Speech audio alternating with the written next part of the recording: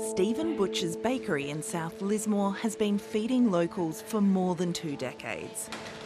But he only bought the property it was housed in late last year.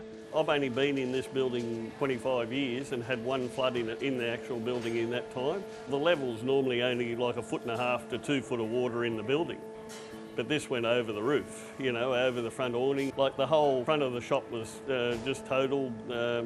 The building was really destroyed. I mean, all the electrical, all the plumbing. The property wasn't insured, so Mr. Butchers had to spend the $800,000 he'd set aside for his retirement to build back his business. 143! Employing 20 staff, including 5 full-time employees, he's only received $50,000 in government grant money.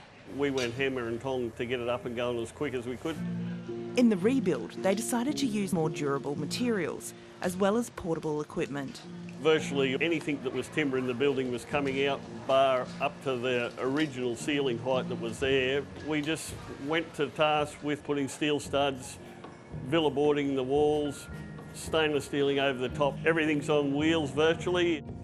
Of the 4,000 Lismore businesses, about 3,000 of those were impacted by the floods. And of those, only about 400 have since reopened. During COVID, Melissa Garcia and her husband Vic spent a year getting their new coffee shop and community space ready.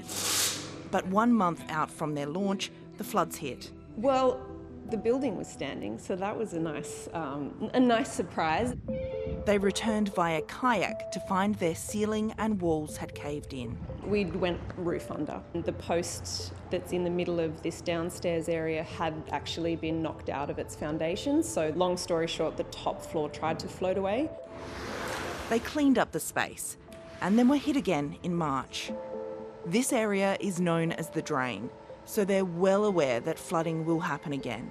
Pre-floods, they'd already sealed the concrete floors, but in the rebuild, they went further. We've walled everything in here with outdoor material and colour bond and exterior paint, because we have in the past done markets with our coffee business, so we thought, oh, why don't we just put everything on wheels?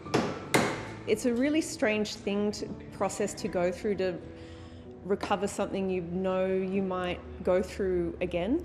But I guess all we can hope is that we're rebuilding our physical space, our mental spaces into this new resilient way of being.